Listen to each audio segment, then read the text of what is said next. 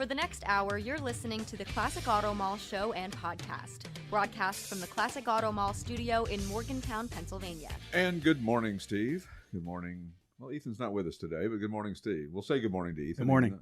Even though he's not here. You're wearing a few hats today, right? I am. Running around. Classic Auto Mall hat being of one. That's a quality hat. We don't buy, hat. we talk about this. We don't buy crap. We buy buy good junk. hats. We don't buy junky hats. We buy And you can buy stuff if you come to Classic Auto Mall. We have a little swag display here. You can buy a hat and absolutely shirts, denim shirts or T-shirts or polo shirts or whatever else we happen to have. We get some nice stuff though. The guy Kent Wyndham who does our embroidery is amazing. I mean, the level of what he does on the embroidery. Everybody else that we took it to before we found him were like, "Oh, that's a little too complicated for us. We don't think we can do all that stitching." Where is he located? I don't know. I mean, is he local here? Yeah, local guy. Oh, okay. Yeah, local within the Pennsylvania. area. Yeah, Pennsylvania. People say names of towns, and I go, yeah, right, sure. Elverson. Now, I do know where Elverson. I do know where Honeybrook is. I do know where a lot of things are, but some things escape me, even though I've heard them 100 times. So sorry if I get your thing wrong when I read out your name of where you bought a car from. Right. Which is probably what we should do now. Right? Really? Yeah. Big week. Big week to finish off the year. We had a fantastic March, which is great. And January and February were great too. So, I mean, we've had 3 really solid months after 3 kind of okay months ending last year. So we're happy for that. And where we sold cars this week? How about Woodbury, New Jersey, Addison, New York, Moton, Pennsylvania, Elverson, Pennsylvania. I know where Elverson is.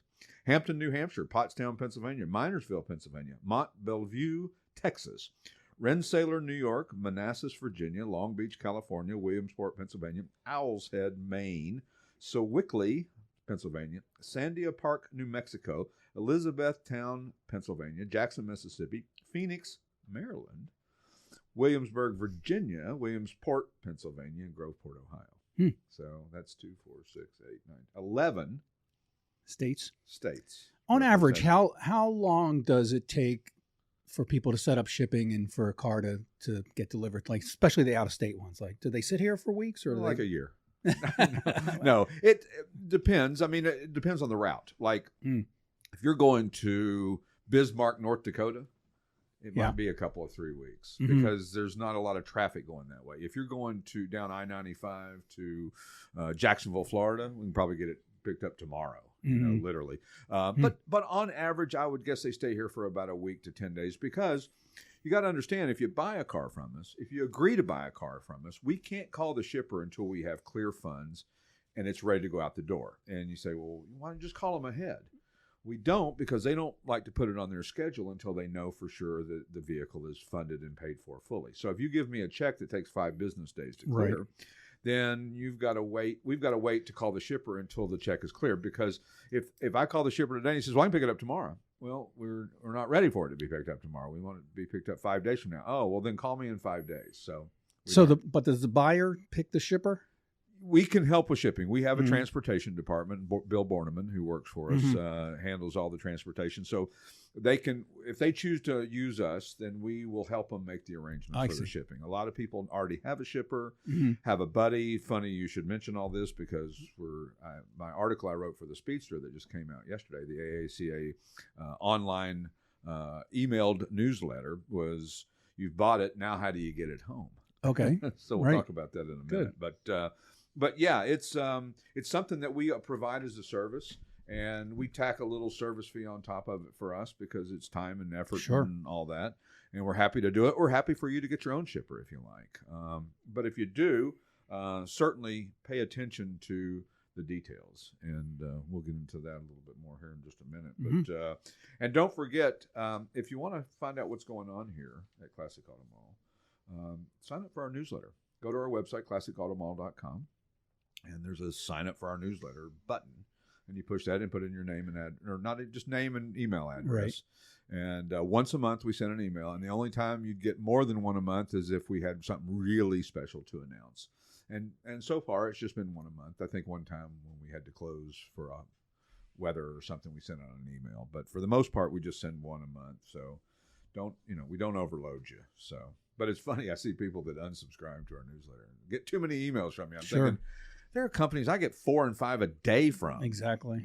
So I don't do that. So sometimes you just go and cull.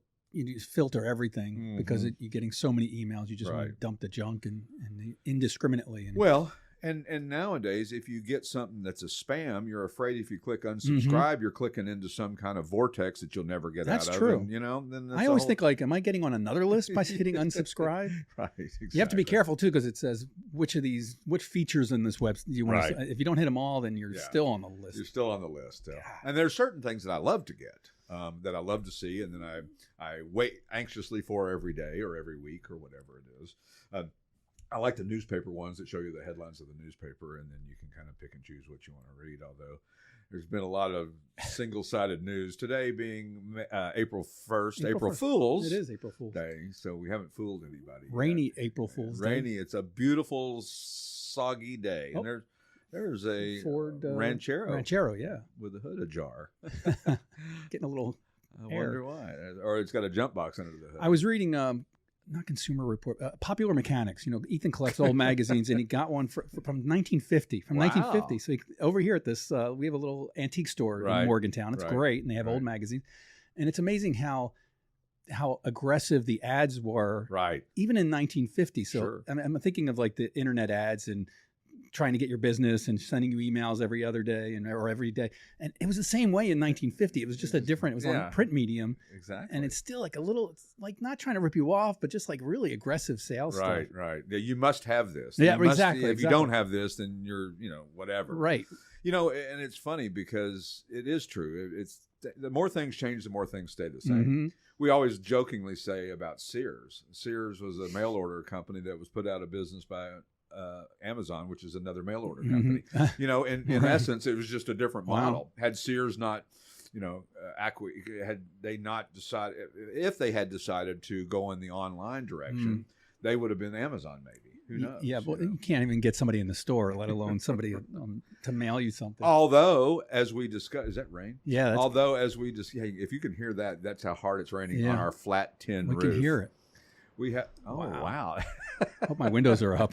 Oh, God, on all 6 cars. That's a horrible feeling when you've got a car outside. And you go, I wonder if the sunroof. I left the sunroof open of my wife's car one time, and it rained all night, and the car was just almost ruined. Yeah, it really was. Water's not good inside. It was very moldy smelling for a long time. Down. And every time, of course, she got in it, she was reminded of my stupidity. It smells a little mildewy. Because it was very. I was like, no, it's all good, spraying Lysol as much as I could. So anyway, talking about computers, if anybody knows anything about Excel, yes, I need help. Okay, I need help because one of my programs on my gazillion spreadsheets that I do for this business won't follow the formula. So if I say I need it to add up line 1, 2, 3, 4, 5, and 6, and give me the sum, and then when you change a number in there, it would change the total. Sum,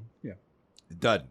It's not doing that. It's not. And then if I go back and delete it and then go back again, then it's there. Then so now I'm always second guessing everything that I do. So if anybody knows anything about Excel, podcast at classicautomall.com. I need some help. So it's got to be an IT guy in Morgantown somewhere that understands this. So, or it doesn't have to be in Morgantown. You can just I'll remotely let you get into my computer if you prove to me that you're I don't know about that. You're not going to do any damage or harm to my computer. So 920 cars in inventory, which I believe was the exact same number as last week. Pretty close. Yeah, it was close to that. Because, and the reason that it sometimes stays the same is because sometimes we take in, consign as many cars as we sell, or we consign more than we sell, or we sell more than we consign. So that's where the number fluctuates a little bit. And sometimes people take their car out. Like I had a guy the other day who was curious why his car hadn't sold, and we'd come to the determination that there was a couple of issues with the car that needed to be repaired. So he decided to take it out and fix those, and then he'll bring it back, and then we'll give it another shot, because certain things are kind of insurmountable. You can't overcome with people. They just need to be fixed. And usually it's something to do with safety, like the brakes or something like that as well too. So we always recommend that the car operates properly and will stop and go Beyond that, cosmetic stuff, it's kind of a crapshoot on whether it's worth it to spend the money or just discount the car enough to make it attractive to somebody. So, but anyway, so that's why those numbers can actually stay the same from week to week. But 920 is plenty. Yeah, it's a lot of cars. I'm not complaining that we don't have enough. It does look a little more roomier in here after some of the antiques have been moved out. Yeah, we've moved 40 of our barn find. My partner's barn finds are gone. So 40 are out of here with another 50 to go. And then we're going to get more aggressive on the ones that are still here. I'm talking about barn finds that have been here since we opened that have never been for sale. So if you've had your eye on something here that was never offered for sale and you've seen it here and coming, reach out to us because it may be the Etzel's online. Yeah, that's pretty next cool. in the pipeline. A couple of the Pierce Arrows that we have are online. Now, granted, these aren't Pierce Arrow V16 Roadsters, but they are 4-door sedan, straight 8 cars, but still pretty rare. Somewhat desirable. We always say rare and desirable is two different animals. Right. Just because they only made a one of something doesn't mean anything, right? That's true. So, but some of the new inventory we got in this week was the 63 Triumph TR4 Cabriolet. What a really cool car. It's red, signal red over black. And is it Triumph or Triumph or Triumph? Triumph. Triumph. Triumph, like Triumph the dog. Right. But it's funny. That's one of those ones that you can hear people mispronounce, all the time. I'm still stuck on Jaguar. Jaguar, as Jackie Stewart says. They said the British say Jaguar. Jaguar. Yeah, I can't do that. And Jackie Stewart also says Acura for Acura. And then if you just want to be a hillbilly like you and call Hyundai Honda. Yeah, Honda. And what was the other one last week? Toyota. The guy's never doing business with us because you said Toyota.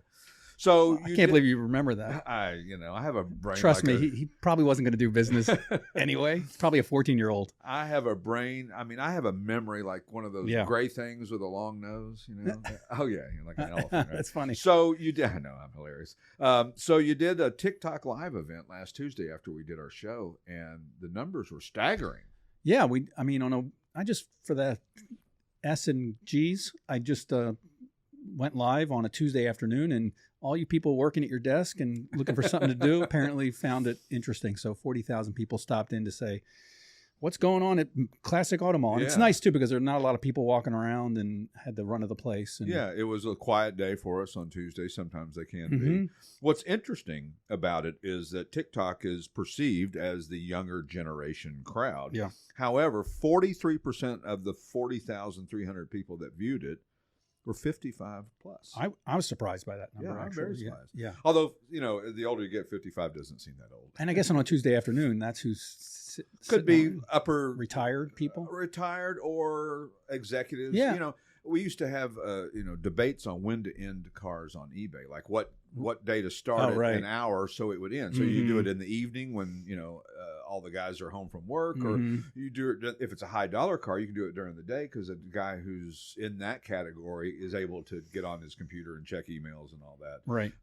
More personal stuff they can do during the day than the guy working on the factory floor, if you will. So when we return, we'll finish out the new inventory that we received this recently and talk about some other things that are interesting. And hopefully it'll quit raining so it doesn't sound like we're in a bomb shelter here. With the Classic Auto Mall podcast, we'll return in just a minute. See ya. And we're back with the Classic Auto Mall podcast from the Classic Auto Mall studio on a beautiful, rainy, cloudy, overcast, foggy, windy April showers. April showers. April the 1st. This is show number, what is it? Show number 82. 82. Show number 82 that we're doing. So we're old pros at this. That's it. Yeah, we seem to think we're like click and clack. Yeah, we're clacking. Yeah, exactly. So, but you know what? It's fun to do. I've enjoyed doing it, and I think that you need a break from all those spreadsheets. Yeah, it's nice to get a break and those non-working spreadsheets. So, again, any Excel junkies out there, call me and let me know. So, the new inventory, the 63 Triumph TR4, signal red over black, 1,000 miles since fully restored, garage kept. All the restoration receipts and photos, which is so nice. Don't forget to save all that stuff when you restore your car and take pictures and document it. And the reason is that you want to document it is because you might forget the way something went back together.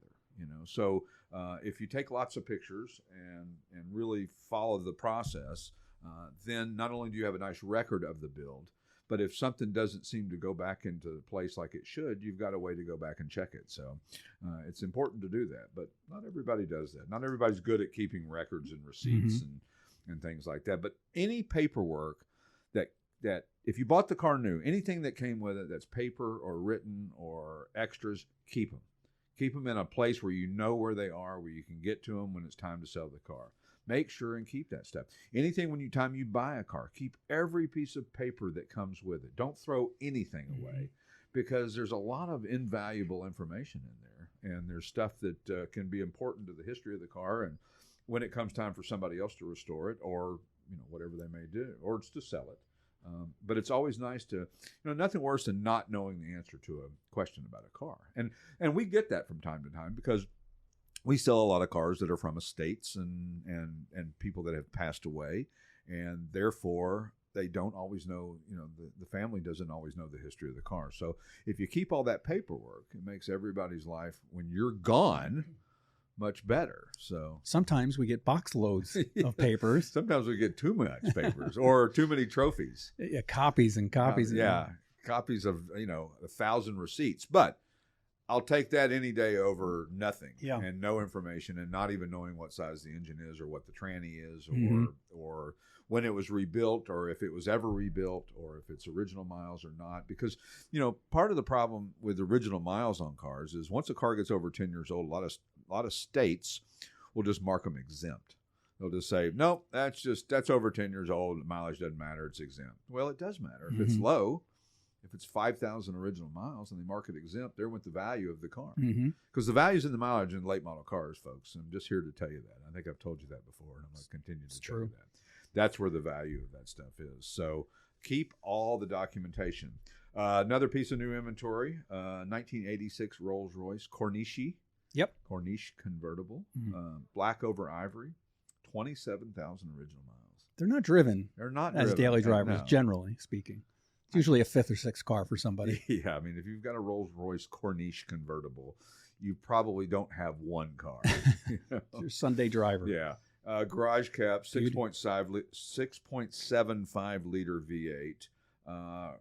And as Peter likes to say, richly appointed interior. The most richly appointed. One of them. Yeah. You won't find anything more richly appointed than a Rolls-Royce Corniche. And near flawless paint. Miles deep, near flawless. Because, you don't like to say flawless, because I guarantee if you tell me something's flawless, I'm going to find a flaw. Yeah. I will promise you I'll find a flaw. And the good news is that if you're looking at it under fluorescent lights, you will certainly see any of the flaws. That's the boon and the bane of this. It's a beauty, though. It really is a beautiful car. And that black on that car is probably the best color. I don't know, white's pretty good, or a cream the color cream one is pretty elegant looking, but certainly the black is way up there. Another new inventory, 2007 Chevrolet Corvette Z06 Coupe, Victory Red over Ebony, 15,000 garage kept miles, 7-liter, 505 horsepower V8. That's a lot of car for the money. It is. That's a whole lot of car. 2 owners. It's got the paint protective film on the exterior and all the service receipts. But I mean, the performance of that car is pretty amazing, and the price wise, it's cheap compared to its European brothers. Yeah, it's a supercar. It for really is. Bargain basement. Yeah, it really is. And then of course, and it's fast. 505 horsepower is not nothing. They're outrageously fast. Yeah, a lot of fun to drive. Well balanced. Easy to drive. And just be careful leaving cars and coffee, because that's all the rage. Somebody wrecked a ZR1 this week. I see it every time. These guys, how do they lose control? I don't. When it lets go, it lets go, and there's nothing you can do. No, so be careful and don't show off, and just coast out of cars and coffee. And there's one guy, was it the Lehigh? No, it was somebody else. Based on this ZR1, he had done a video. Oh, it was in Florida. Right. He did a video a couple of weeks ago for this Cars and Coffee and said, "Listen, I'm getting sick of this. This is hard to put together. Right. And if you ruin it by doing a burnout on the way out of here, then we're not going to be able to do it anymore. Right. So don't do it. And especially if there's really tall curbs. Yeah, and there usually that's usually so where just resist the urge. Just smack that tire. We don't have to hear your exhaust. We know it's fast. You can just rev it up in the parking lot without, in neutral. Yeah. We can hear foot on your brake, foot on the brake. Out of gear. Out of gear. Make sure that it's out of gear. You don't want to. But it's amazing how people just lose it in seemingly dry conditions. And it doesn't seem like they're really going that fast. And then all of a sudden, it's just like the thing just starts going sideways. It does. It's like it's on ice all of a sudden. I don't know. I got to question the ability. It's true. That's what it's about. Yeah. Exactly. It's skill level. Well, and there's so much more. I mean, if you think about it, we talk about this. When we were growing up, the most horsepower of a Corvette was like 220 or 180 in a Trans Am. I mean, that wasn't nearly. I mean, nowadays, a Hyundai, whatever, has got that kind of power. There's a new Toyota. There's a new Toyota, the GR. Toyota, you mean? It's 3 cylinders, 300. I saw one the other day. 3 cylinders. 3 cylinders, 300 horsepower. Wow. Anytime you want to say Toyota, just look at me and give me a wink. I'll say Toyota for you. Toyota. That's weird. I know. It's but you got to get it right, or otherwise we're going to get lose business. We're going to lose business over your mispronunciation. All right. Anyway, how about the 91 Volkswagen Vanagon multivan? Bordeaux red. That's the dark red. That's the dark and maroon. Yeah, more. It's like red wine. Yeah, Bordeaux is a red wine. So hence the name. Rust-free exterior, pop-up canvas top. Really cool. A 2.1 liter 4-cylinder. So it ain't getting out of many things way. Right. It probably won't do a burnout out of the Cars and Coffee and go sideways into the curb. They are cool to see at car shows. I love seeing this thing. The little 4-cylinder, though, apparently is enough to get it on down the road. So, what are you going to do? You people who like those kind of vehicles like that high gas mileage. And they like the ability that they're leaving less of a footprint on our Earth. So, good for them. If you make it to the park, you get good gas mileage. Exactly. No, it's a good car, good running one too. And they're fun to drive, and they're cool. They're very neat cars. They're neat and fun to own and fun to hang out in and to go camping in and hang out with your significant other. So also got a 77 280Z Datsun, blue metallic over white and black, 74,000 actual miles.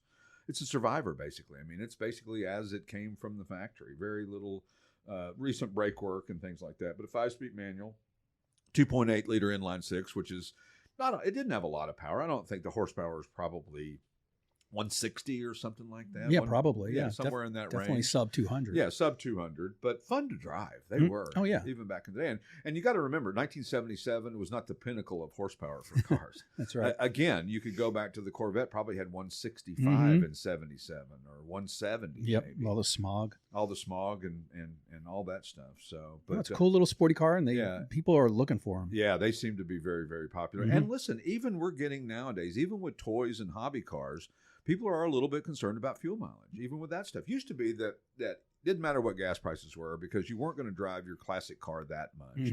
But when they get over $3 and $4 a gallon, and you got a car that gets 8 or 10 miles to the gallon, and the local cruise in is 40 or 50 miles away, and so that's 90 miles in a day, and that's 10 gallons of gas, and that's $40. It's going to, all of a sudden, it becomes maybe a little bit of an issue. Something that you're more concerned about than you would have been when it was $1 a gallon or $1.50 a gallon. I think gas hasn't slowed the Mopar sales though at all. I think gas ought to be capped at $1 a gallon. Period. That'd be good. That would be it. Wow, that would do something for the economy. It wasn't that long ago that it was $1 a gallon. So, what's the cheapest you ever paid for gas? Driving, when your own pumped into your car, and I can't remember, $1.20. Oh, come on! Yeah, is that the best. Yeah, I think so. You're young. Yeah, well, I'm not young. I'm youngish. 59 cents, I remember. Really? Yeah. And the cheapest pack of cigarettes I ever bought was $0.25 in North Carolina. Cigarettes are really cheap in North Carolina. Apparently. Well, they grow them there, don't they? They grow cigarettes. Tobacco. Yes, they have a cigarette farm, and we're growing. They grow the filters over on. It's kind of like when oil's cheaper in New Jersey or something because that's where the refineries are. And you know that gas prices are always almost $1 a gallon cheaper in Missouri. Oh, really? Than they are here. And I don't understand that because we do have refineries here, and we have oil that comes in here, and yada, yada, yada. Another new inventory we got as we sidetrack into Neverland. Never, the vortex. 2001 Porsche 911 Turbo, scrambled eggs, the headlights. Arctic silver metallic over black, 39,000 actual miles, which is kind of high for a turbo Porsche, but not high bad. I mean, it's been used, which is good. I mean, a lot of the things have been sorted out. A lot of the things that can go wrong have gone wrong, and so you got an opportunity to drive something that's been vetted and sorted, and that's a good thing. 3.6 liter twin turbo flat six, Sex.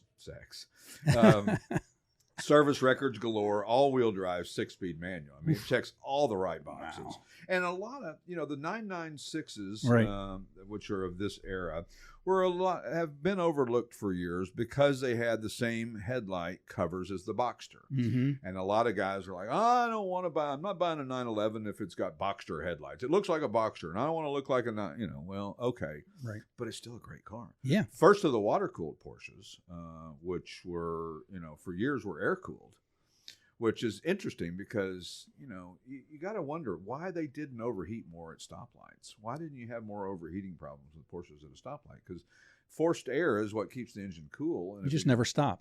Well, there you go. I mean, you can't go wrong with a Porsche 911. Well, right? No, in any way. Turbo. A turbo Porsche of any ilk. And they make kits for the headlights. I was looking that up because I was, soft shopping for cars, and some of those are, not affordable, but they're less than sort of normal headlight 911s. Right. And there are kits you can get that make it look somewhat round, but I think it looked funky. Yeah, I think it's something that people are starting to kind of get past a little exactly, bit now, I agree. and realizing that it's a really well-built car, number one, and a lot of car for the money. Yep. I mean, the 2000 and I think 5 was the last year they kind of had a crossover year when they went to the round headlights, and of course those are double the price of these. So which is funny because I mean it's all just some weird little aesthetic thing that kind of got out there. And I think that what you'll find a lot of times is people don't even know why they don't like something. They just don't like it because they were told not to like it. That's right. It's true.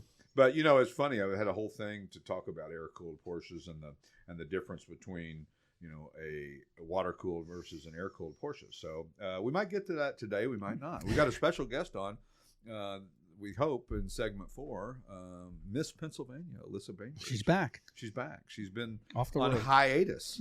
She's been doing her Miss Pennsylvania duties. She has, traveling the state. And every time I turn around, I see her somewhere. Punxsutawney Phil or at the Philly Auto Show or everywhere. Anyway, we'll talk about all that in segment 4. Coming up on segment 3, we'll talk about my article that I wrote in AACA Speedster. Don't act like you're enthralled with the article that I wrote.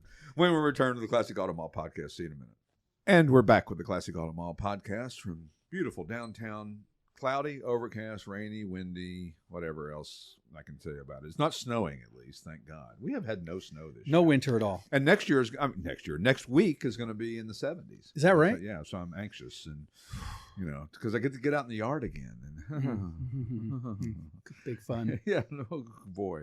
I know the grass is already starting to grow a little bit. I'm like, it's going to be ready to be mowed soon. And we, of course, have this guy who comes out and makes our grass grow more.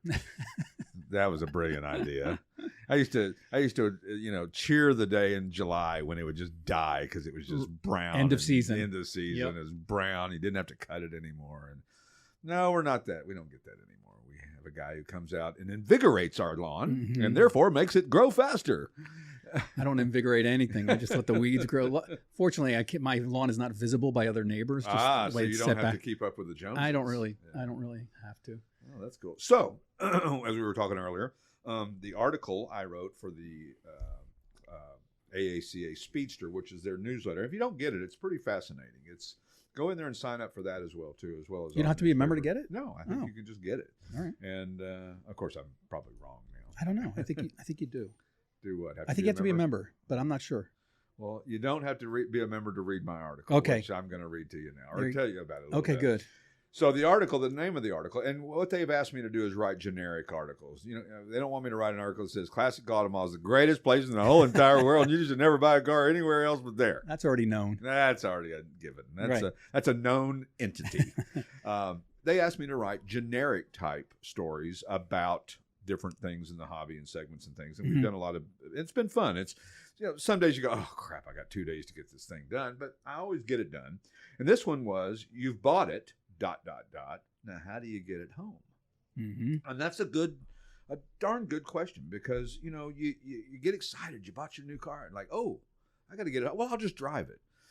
Well, by the way, I had no idea this article was coming, and we were talking about it earlier today. So what a brilliant segue that was. You stop. Unplanned. Stop patting yourself on the back. I need a raise. I knew that was coming next. Always. So you bought it. You're excited. It's like, how do I get it home? There's options. Just pick the right one for you. You may have a buddy. And if you're an old pro at it, then I've told everybody, stop reading now. You know, if you got your own truck and trailer and you know, there's no reason to go on. Sure. But you can always go down to the truck rental place and rent one of those little U-Haul trailers. But nothing good can come of that is if there's three things that you got to answer. Okay. Do you really know how to load a car on a trailer? Do you know how to strap it down properly? And do you know how to drive a truck and trailer or a car and trailer? And if you hesitated on answering any of those questions, then that's a bad idea to go do that. I admire people who can do that, by the way. I can't, but I've seen people do it. Yeah. And you got to know how to load the weight, right? You got to know how to load the weight. I mean, but if you ask yourself those three questions and there's even a microsecond of hesitation, don't do it. Or a no. Because there's lots of bad fishtailing stories that you see, again, on YouTube and Facebook of guys who unloaded, too much weight on the front of the tongue, too much weight on the back. You've seen that little exercise where they have the little model truck and trailer, right? And they just tap the back of it, and if it's loaded properly, it settles right in real quickly, right. And if it doesn't, it goes crazy. So, if you got a buddy who can help you, that's fantastic. That's great. And the guy who knows how to load trailers and all that, buy him a steak dinner and, be on your way. But how about using a professional shipper? Well, there's a novel idea, somebody that actually does this for a living. And the reason we don't encourage you to drive your car home, get to know your car before you just go out embark on even if it's 50 miles. It's a long way to go in an unfamiliar car. You get out on the turnpike and maybe it doesn't keep up speed-wise and you're just uncomfortable. Pay the little bit of money to get it home. Start driving it in your environment where you're comfortable. So you hire a professional shipper. Now, that's fantastic, except what if the shipper doesn't know how to drive a manual transmission? And we have that happen Is that from time right? to time. Yeah. I figures that would be a prerequisite for the job. I would think so. I remember when I used to run or work at a dealer auction and run their classic car show, I was also in charge of the safety committee. So, so one of the questions that we ended up adding on to the application was, do you know how to drive a manual transmission? You just assume everybody knows how to do it. But that's not the case. And certainly the younger crowd doesn't know how to drive it.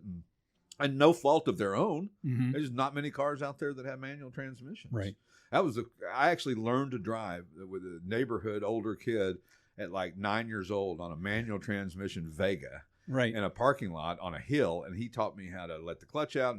Anyway, So you got to find out, make sure that the guy understands classic cars. If you've got a high dollar car, then pay for one of the high-end shippers. Pay for Reliable or Passport or Intercity or one of those guys who, that's what they do on a daily basis. They drive high-dollar cars onto these little, narrow, tiny trailers, and they treat them like baby.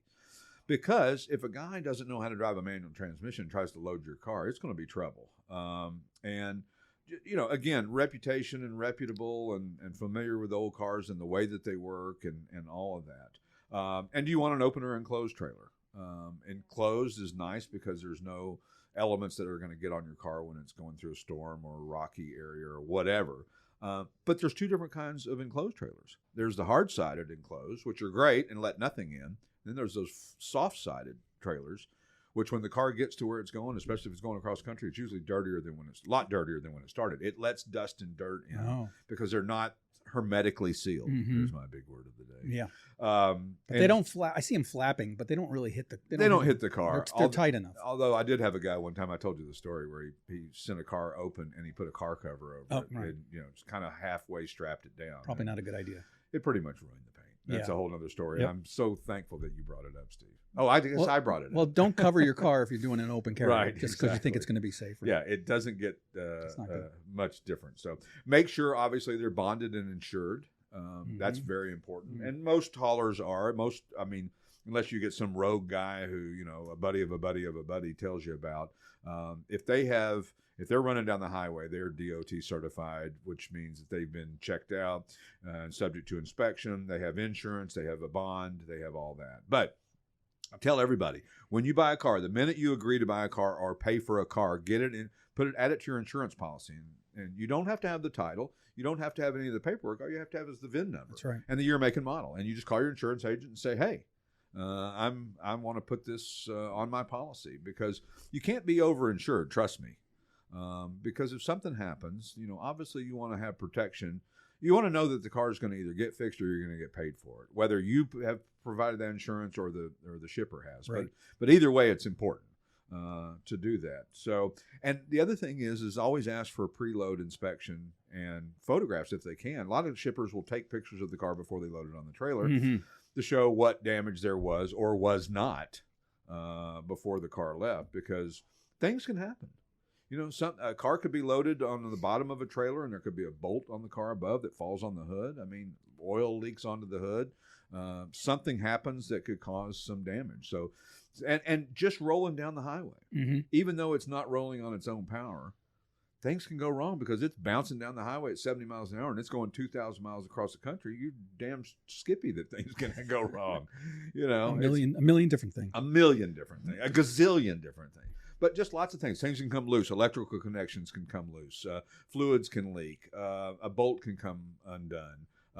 There's just a lot of different things. So make sure that, ask lots of questions of the shipper. Make sure you know what you're doing. If you don't, talk to a buddy who does know what they're doing. And that's my words of wisdom for the day. Beautiful. So, we see lots of shippers in here, and most of them are very respectful of the cars and do a great job. But every once in a while we see one, and usually that's not so respectable. And we'll usually call the buyer and say, "Hey, this may be an issue, and we want you to be aware that this guy's loading this car on the trailer and he doesn't know what he's doing, and I'm concerned." And then you got to make your own decision at that point in time as a buyer or as the owner of the vehicle, what you want to do, because once it leaves our hands, and it becomes the shipper's responsibility, or yours if you own it, if they don't have the correct kind of insurance or credentials, if you will. Right, and I would say just caution people against using a broker. Yeah, because some of those fly-by-night shippers are just not what I speak from experience. Yeah, probably not the one you want to go with. Well, here's the problem too. You load it onto a big, nice, pretty truck, and it leaves. And guess what? Maybe it goes 100 miles down the road, and they offload it into a gravel parking lot to wait for another truck that's going the next leg.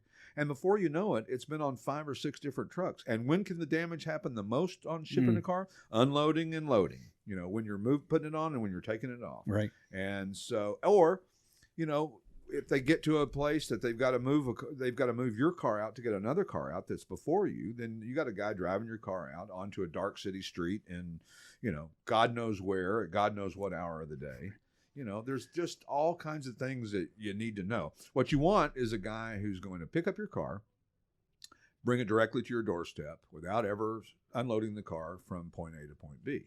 And if they're going to unload the car, make sure that you're comfortable with it. Now, you can use an enclosed or an open trailer, and if the car is not a high-dollar car, or if it's a restoration project or something like that, or one that you don't care if it gets a little bit of dirt or mud or dust or whatever on it, then certainly an open trailer. And in a good time of weather, if you're going from here to Allentown and it's sunny and 80, then who cares if it's on an open trailer? And a rock could still get it, but for the most part, it'll arrive unscathed. And it's cheaper to ship a car open versus enclosed. They charge sometimes twice as much. Almost, yeah. Sometimes depending on where it's going as well too. So, and to your point, you can request, especially if it's going cross country, something like that, the front position, so it's not being taken on and off 6 times. And they love it when you do that.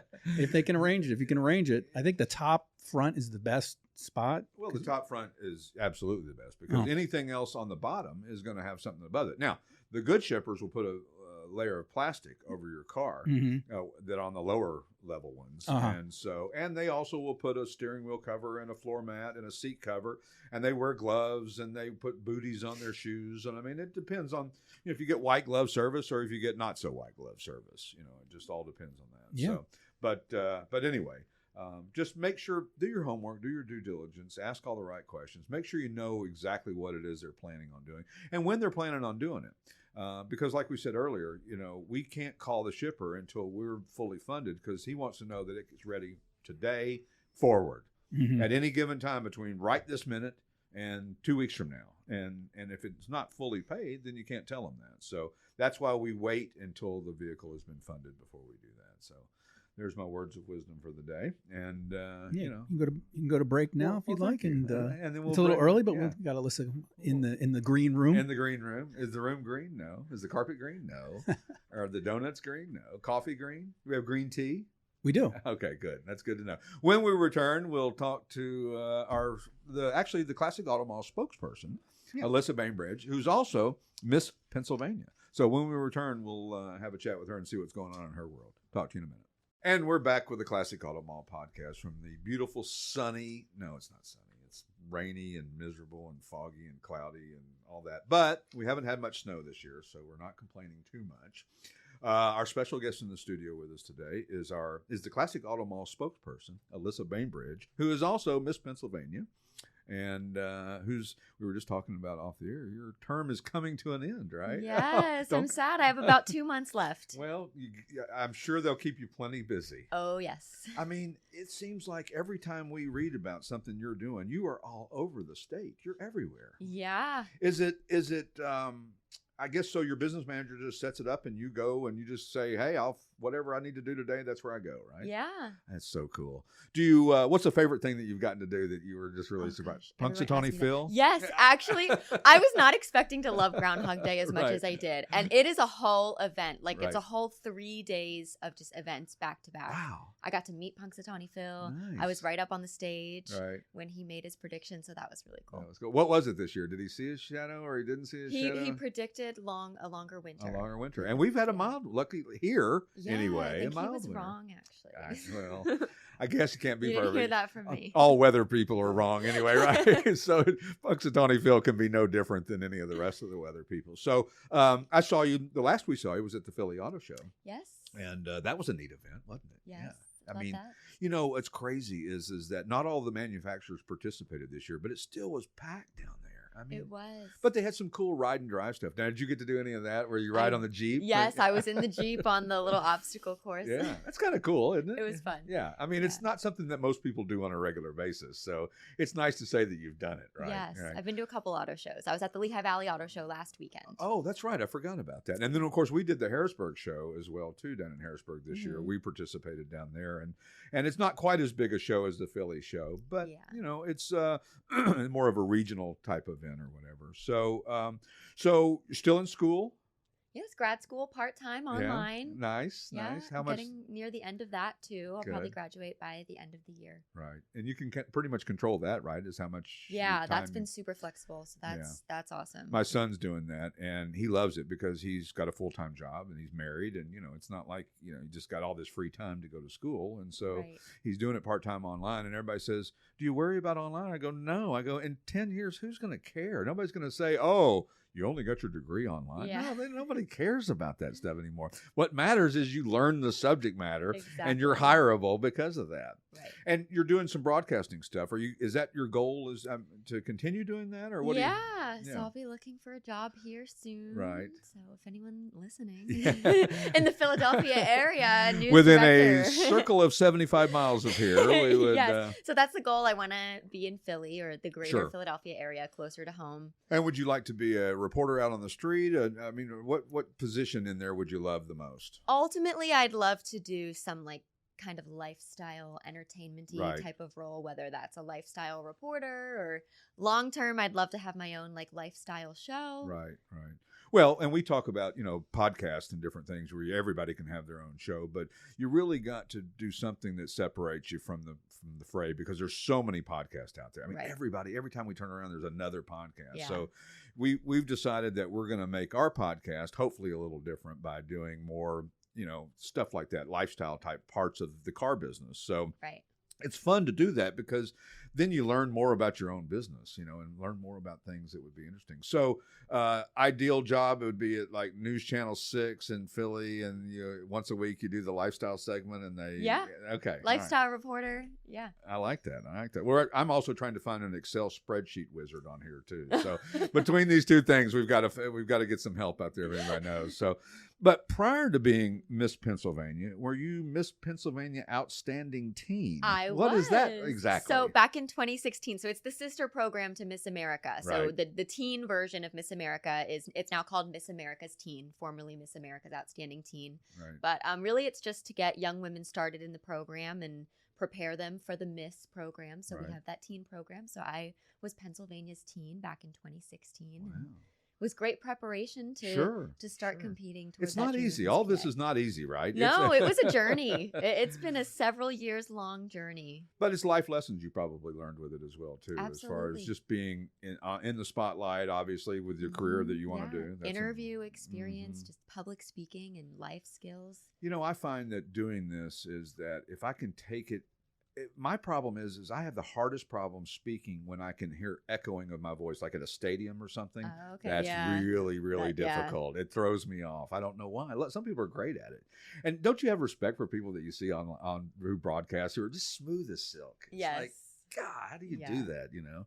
But it's like anything, practice and doing it more and more and more. So, but I read that your skill that you did was lyrical dance. Yes. What the heck is that? Everyone asks. So it's it's like a combination of ballet and jazz, I would say. Right. It's just a style of dance. It goes with the lyrics. So that's why it's called lyrical. It's typically slower, like more emotional. Right. So my dance was to a song called Somebody's Someone. And it was slower, and it went along with the message of my social impact initiative. So that's what I did at Miss America. Fantastic. So, so you tell us a little bit about your social impact stuff that you're doing and things like that. So that's a big part of what I do as Miss Pennsylvania. It's the main part of my job is to advocate for we call it a service initiative now. But mine is all about mental health awareness and substance use disorder awareness because I lost a brother to an opioid overdose. Your brother Tyler, right? Yes. Yeah. Yes. And I have a younger sister who also struggles, lives with mental illnesses. Right, so right. I wanted to set out to end the stigma and just educate people because I saw the vital role that early intervention played in my sister's life and that my brother didn't have. And it's why his path ended up the way it did. So doing a lot of education. I'm on a school tour right now teaching kids about how to take care of their mental health, how to take care of each other, and how to stand up to stigma in their schools and in their community. Stigma and bullying and all that stuff that you see in schools, which is terrible. You know, it's funny. Times are different these days. And, you know, we always used to say that, you know, back in the day, you didn't understand people that were different. So it was just like they kind of just got pushed aside. Right. You know, and such a shame because so many of them, their life path was either drugs or jail or whatever. There was just so many different things that they did. So it's great that we're making awareness of this because, you know, listen, everybody deserves an equal chance in life. And, Absolutely. you know, if you don't get it and if you've got some kind of handicap, then we need to address that. You know, that's the thing about school. Not everybody's on the exact same page. You know, how do you teach 50 kids the exact same thing at the exact same pace? I had an elementary school in 6th grade teacher, and she would give us all of our assignments at the beginning of the day. And you had all day to get it done, or if you could get it done sooner, then you did.